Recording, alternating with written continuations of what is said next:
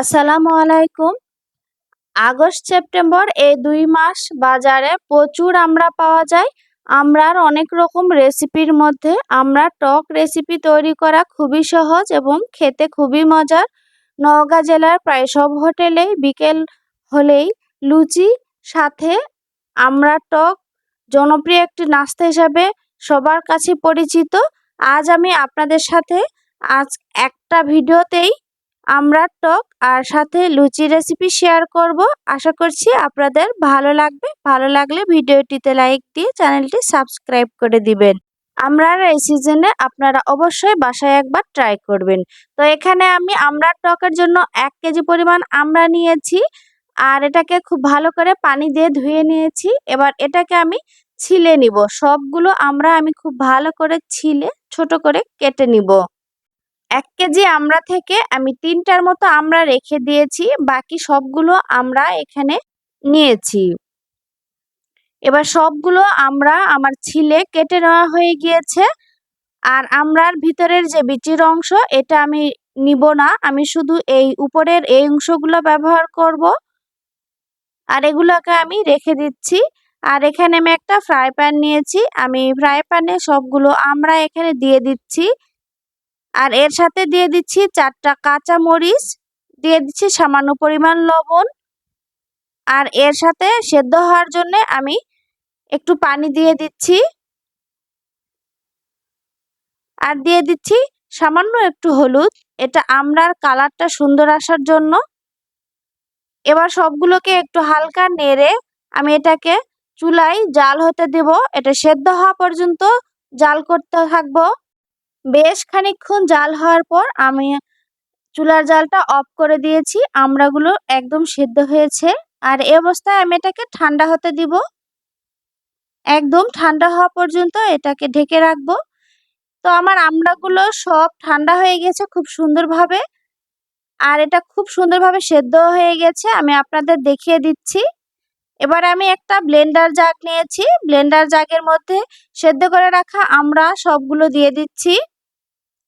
এটাকে আমি ব্লেন্ড করে নিব। একটু সামান্য পানি আছে আমড়ার সাথে, তাই আমি এক্সট্রা করে পানি দেইনি। যদি আপনাদের প্রয়োজন মনে করেন একটু পানি দিয়ে ব্লেন্ড করে নিতে পারেন। আর এখানে আমি একটা কড়াইয়ে সরিষার তেল দিয়েছি, সাথে দিয়েছি রসুন থেতো করে নেওয়া। আর এখানে 3টা শুকনো মরিচ টুকরো করে কেটে দিয়ে দিয়েছি। আর এর সাথে আমি দিয়ে দিচ্ছি 2-3 পিস দারচিনি আর 2-3 পিস ছোট এলাচ মুখ ফেটিয়ে দিয়েছি। দিয়ে দিচ্ছি 1 চামচ পরিমাণ পাঁচফোড়ন। এবার সবগুলোকে আমি হালকা লাল করে ভেজে নিব। এরপর আমি ব্লেন্ড করে রাখা আমড়াটা এর সাথে দিয়ে দিচ্ছি। আমড়া দিয়ে এটাকে খুব ভালো করে নেড়ে নিব। আর ব্লেন্ডার ধোয়া পানি খুব সামান্য একটু আমি এর সাথে দিয়ে দিব। আর যখন এভাবে আমড়া ফুটে আসবে এ পর্যায়ে আমি 1 কাপ পরিমাণ চিনি দিয়ে দিচ্ছি। চিনির স্বাদ আপনারা বাড়িয়ে কমিয়ে নিতে পারেন। এরপর চুলার জালটা মিডিয়াম হিটে রেখে এটাকে আমি নেড়ে চিনিটাকে খুব ভালো করে গলিয়ে জাল করে নিব। আর এ পর্যায়ে একটু সাবধানে কাজ করবেন, আমড়াটা খুব বেশি ফুটতে শুরু করে আর হাতে পড়লে একটু সমস্যা হতে পারে।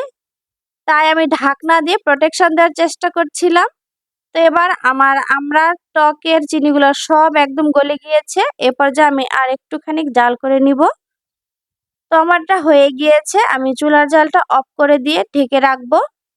আর এখানে লুচির জন্য আমি একটা বোল নিয়েছি আর এখানে 3 কাপ পরিমাণ ময়দা দিয়ে দিচ্ছি।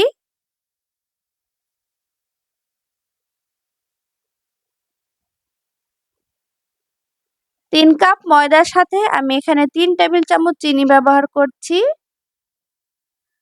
আপনারা চাইলে চিনি ব্যবহার না করতে চাইলেও সমস্যা নেই।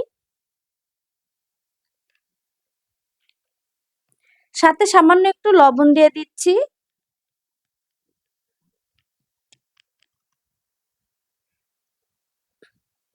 আর দিয়ে দিচ্ছি 2 টেবিল চামচের মতো সয়াবিন তেল। এবার এটাকে আমি খুব ভালো করে হাতে মেখে নিব। আর এটা খুব সুন্দর করে হাতে মেখে নিতে হবে। একদম তেল আর আটাটাকে পুরোটাই মিশিয়ে নিতে হবে।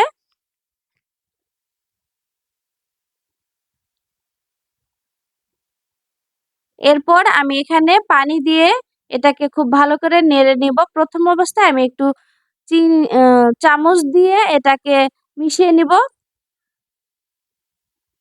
আবারও একটু পানি দিব, সামান্য একটু অল্প অল্প করে পানি মিশিয়ে এটাকে একটা ডোর মতো করে নিব। এরপর আমি হাত দিয়ে এটাকে খুব ভালো করে মাখিয়ে নিচ্ছি। এর সাথে আমি আবারও একটু তেল দিয়ে দিচ্ছি। তেল দিয়ে এটাকে আবারও একটু খানিকক্ষণ খুব ভালো করে হাতে মেখে একটা ডো তৈরি করে আমি এটাকে ঢাকনা দিয়ে রেখে ২০ মিনিটের জন্য রেস্টে রেখে দিব। ২০ মিনিট পর আমার এই ডোটা খুব সুন্দরভাবে নরম হয়ে এসেছে। আর এটাকে এবার আমি আরো ভালো করে একটু মথে নিব।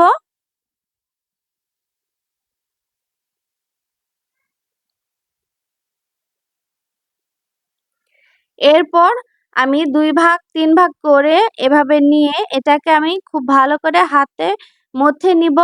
আপনি এই লুচির ডোটা আপনি যত ভালোভাবে মথতে পারবেন আপনার লুচি তত সুন্দরভাবে ফুলবে।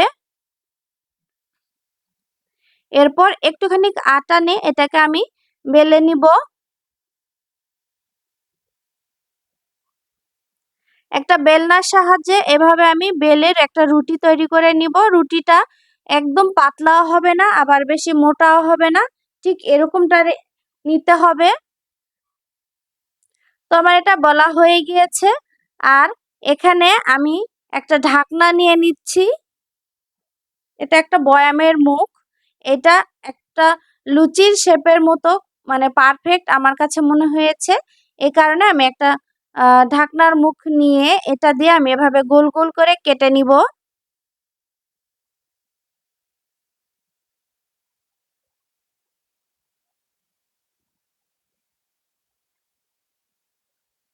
তো সবগুলো লুচি এভাবে আমি খুব ভালোভাবে রুটি বেলে এভাবে আহ কেটে কেটে নিব।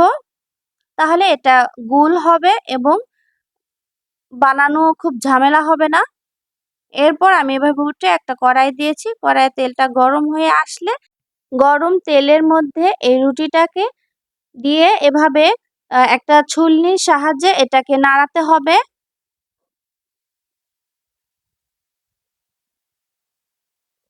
এভাবে যখন হালকা করে একটু চাপ দিয়ে দিয়ে এটাকে ডুবে দিতে চাবেন তখন দেখবেন এটা ফুলে উঠবে। তো একটা ভাজা হয়ে গেলে সাইড করে আমি আরো একটা ভেজে নিচ্ছি। আর এটা খুব সুন্দরভাবে ফুলে উঠতেছে, আপনারা নিশ্চয়ই দেখে বুঝতে পারছেন।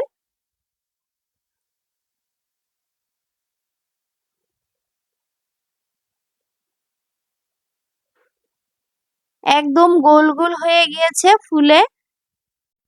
তো আমার লুচি প্রায় ভাজা হয়ে গিয়েছে। এভাবে সবগুলো লুচি আমি ভেজে নেব। আর এ পর্যায়ে চুলার জালটা মিডিয়াম হিটে থাকতে হবে। সব শেষে আমি মাঝখানের এই অংশটা এভাবেই দিয়ে দিয়েছি।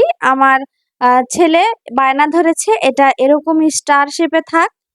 তো এটাকে আমি এমন অবস্থাতেই ভেজে নিচ্ছি। আর এটাও খুব সুন্দরভাবে ফুলে উঠেছে, আপনারা নিশ্চয়ই দেখে বুঝতে পারছেন। গরম গরম লুচি আর সাথে আমড়ার টক খেতে দারুণ লাগে। আশা করছি এই আমড়ার সিজনে আপনারা অবশ্যই এই রেসিপি একবার ট্রাই করবেন। আর আমড়ার টকটা চাইলে আপনারা এর চাইতে একটু পাতলা রাখতে পারেন। আমি একটু ঘন রেখেছি। ঘন বা পাতলা এটা আপনাদের নিজেদের মতো ব্যবহার করবেন। তো আশা করছি ভিডিওটি ভালো লেগেছে। আজকের মতো বিদায় নিচ্ছি। আল্লাহ হাফেজ।